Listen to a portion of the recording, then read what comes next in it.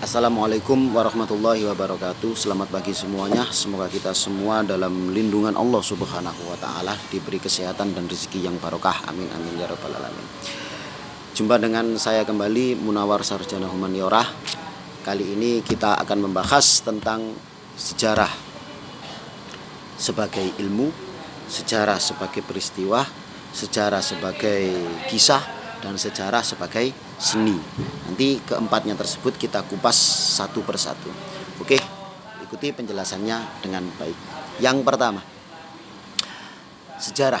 Sejarah itu bisa dikatakan sebagai ilmu. Kenapa, Nak? Sejarah itu bisa dikatakan sebagai ilmu. Karena sejarah itu merupakan peristiwa masa lampau yang penyusunannya itu secara sistematis dengan kajian atau dengan metode kajian secara ilmiah untuk mendapatkan kebenaran peristiwa masa lampau. Jadi untuk mendapatkan kebenaran peristiwa yang terjadi pada masa lalu, kebenaran terjadinya adanya reformasi, kebenaran adanya terjadinya perjuangan-perjuangan yang ada di Indonesia, adanya proklamasi kemerdekaan, itu harus kita gali, kita teliti secara sistematis dengan metode kajian ilmiah, sehingga dari situ kita akan menemukan bukti nyata terjadinya suatu peristiwa tersebut. Dari situlah sejarah itu bisa dikatakan sebagai ilmu. Itu yang pertama. Lah, ciri-cirinya sejarah itu bisa dikatakan sebagai ilmu adalah karena objek dari sejarah itu merupakan sebab dan akibat dari peristiwa yang terjadi pada masa lalu. Terjadinya suatu peristiwa itu tidak akan bisa terjadi tanpa adanya sebab sebelumnya. Itu ciri-ciri yang pertama. Ada juga ciri-ciri yang mengatakan bahwasanya sejarah sebagai ilmu itu karena kebenaran fakta yang diperoleh dari penelitian sumber yang disusun secara rasional dan kritik atau penilaian yang sistematis. Itu salah satu dua yang saya sebutkan dari beberapa hal-hal yang menyebabkan sejarah itu sebagai ilmu. Ya, tapi yang pasti kenapa sejarah itu dikatakan sebagai ilmu? Karena metode yang digunakan dalam melakukan penelitian sejarah itu sangat sistematis dan menggunakan kajian-kajian ilmiah untuk mendapatkan kebenaran suatu peristiwa atau suatu sejarah yang telah terjadi pada masa lalu. Nomor 2, sejarah itu bisa dikatakan sebagai peristiwa. Kenapa, Pak, sejarah bisa dikatakan sebagai peristiwa? Seperti yang di depan saya katakan tadi, bahwasanya terjadinya suatu peristiwa atau terjadinya suatu kejadian itu pasti diakibatkan oleh sebab dan akibat. Adanya peperangan, adanya perjuangan rakyat Indonesia itu karena disebabkan oleh suatu sebab. Nggak mungkin dong adanya perjuangan di Indonesia itu tanpa adanya penjajahan. Nah, dari situ sebab akibat terjadi. Nah, dari situlah kenapa sejarah itu bisa dikatakan sebagai suatu peristiwa. Nah, baik peristiwa tersebut berbentuk sosial, baik peristiwa tersebut berbentuk ekonomi, baik peristiwa tersebut berbentuk politik. Sosial seperti contohnya ya Perang Dunia Pertama, Perang Dunia Kedua, itu semuanya merupakan kejadian sosial atau peristiwa sosial yang terjadi karena sebab dan akibat. Terus kemudian rakyat Indonesia melawan itu tadi sudah saya jelaskan, rakyat Indonesia melawan kolonialisme. Itu juga adanya sebab akibat. Tadi sudah saya jelaskan, nggak mungkin rakyat itu melawan kolonial tanpa adanya kolonial, tanpa adanya penjajahan, nggak mungkin. Nah, terus kemudian ada peristiwa itu sebagai ekonomi, seperti dalam bidang ekonomi, seperti contoh perekonomian, adanya perdagangan yang ada di Indonesia. Itu karena adanya masuknya orang-orang luar ke Indonesia yang melakukan perdagangan. Nah, ini juga peristiwa sebagai sejarah sebagai peristiwa dalam bentuk peristiwa ekonomi. Ada juga peristiwa dalam bentuk politik. Seperti contoh pada waktu itu kalian belum lahir, 1998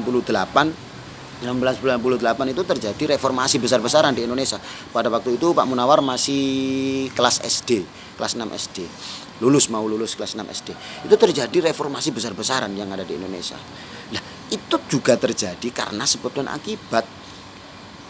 Rakyat mahasiswa pada waktu itu menuntut turunnya Presiden Soeharto itu karena adanya sebab. Nah, akibatnya adalah reformasi itu tadi. Terjadinya reformasi yang dilakukan oleh mahasiswa dan juga orang-orang masyarakat yang ada di Indonesia, itu merupakan terjadinya reformasi tersebut merupakan karena adanya sebab sebelumnya sehingga mengantarkan terjadinya reformasi.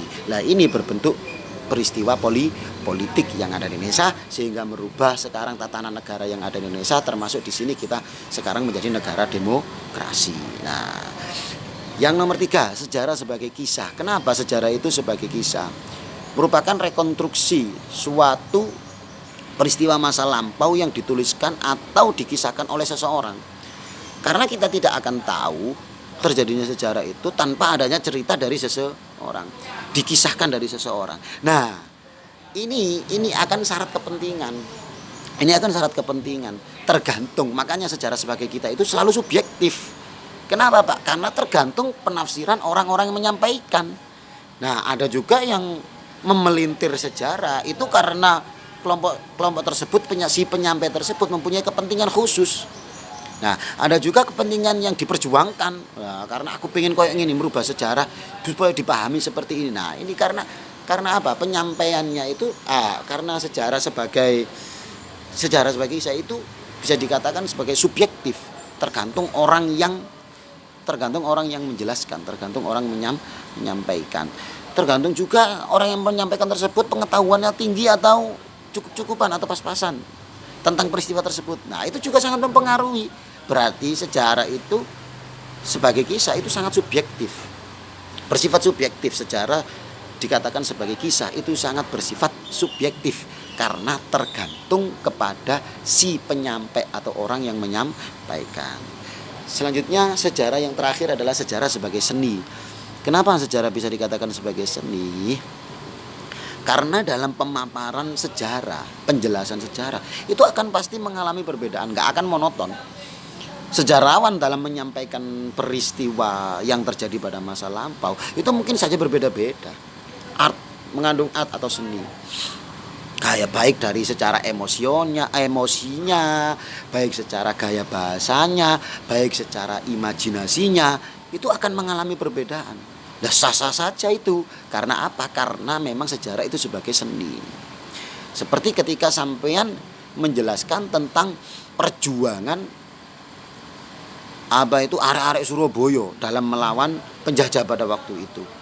Bagaimana penggambarannya? Nggak mungkin sampean itu mengisahkan peristiwa tersebut dengan monoton, ketemu tembak dor atau ditusuk. Enggak. Itu pasti akan mengalami perbedaan. Penyampaiannya tersebut seni, art.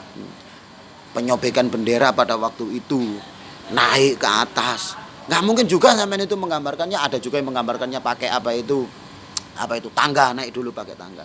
Ada juga yang menggambarkan pakai langsung naik ke atas. Dari situ akan terlihat histerinya daripada peristiwa-peristiwa tersebut. Ketika bagaimana perjuangan orang Surabaya dalam memperjuangkan kemerdekaannya atau melawan penjajah pada waktu itu.